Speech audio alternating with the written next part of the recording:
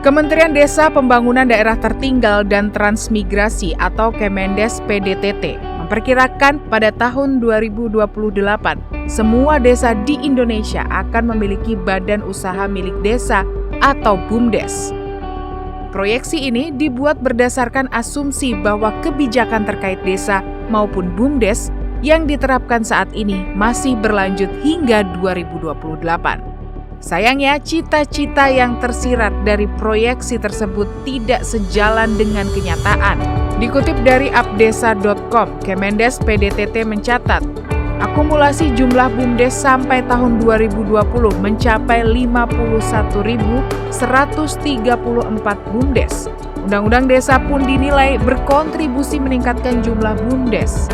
Pada tahun 2015 hingga 2020, dana desa dialokasikan untuk modal BUMDes mencapai 4,2 triliun rupiah. Sedangkan pendapatan asli desa dari BUMDes sejak tahun 2015 hingga 2020 hanya tercatat 1,1 triliun. Tujuan pembangunan BUMDes yang dimaksudkan untuk kemajuan perekonomian desa sepertinya tidak berjalan. Menanggapi hal ini, anggota Komisi 5 DPR RI, Syahrul Aidi Ma'azat, mengkritisi minimnya inovasi yang dilakukan oleh BUMDes.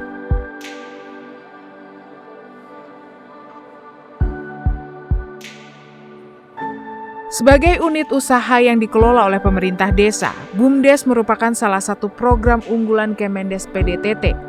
Untuk itu, Komisi 5 DPR RI mendorong BUMDes untuk terus berinovasi demi keberlangsungan usahanya. Dalam beberapa tahun terakhir, Syahrul Aidi Ma'azat menyayangkan adanya BUMDes yang menjalankan usaha sejenis toko kelontong biasa yang umumnya dijalankan oleh masyarakat. Bahkan, tidak sedikit BUMDes yang mengalami gulung tikar dikarenakan pengelolaan yang tidak efektif dan tidak profesional.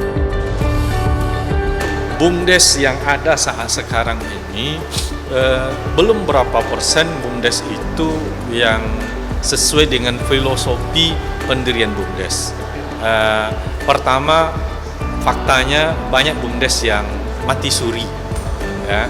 Ada yang bangkrut, ada yang asetnya tidak berkembang, ada yang disalahgunakan. Kemudian ada BUMDes yang kegiatannya justru menyaingi usaha masyarakat. Harusnya ini tidak boleh terjadi.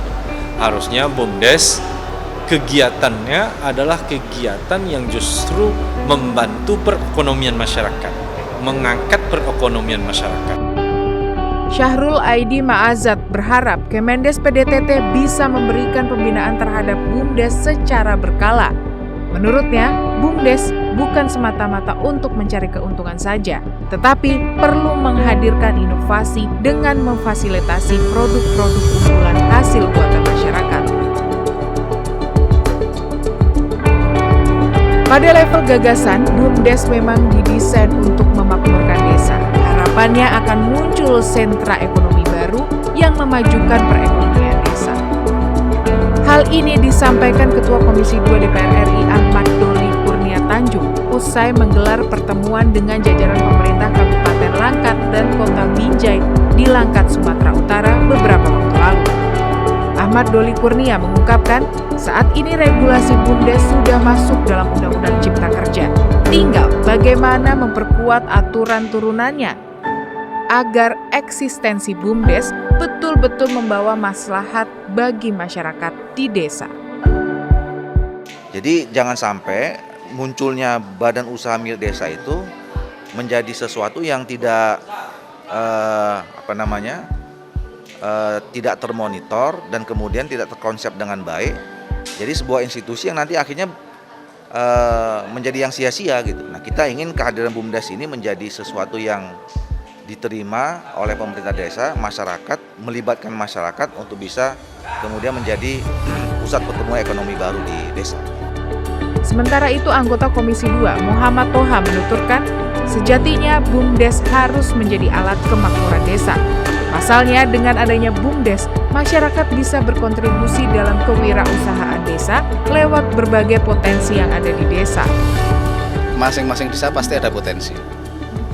Nah, itu yang akan diangkat oleh BUMDesnya.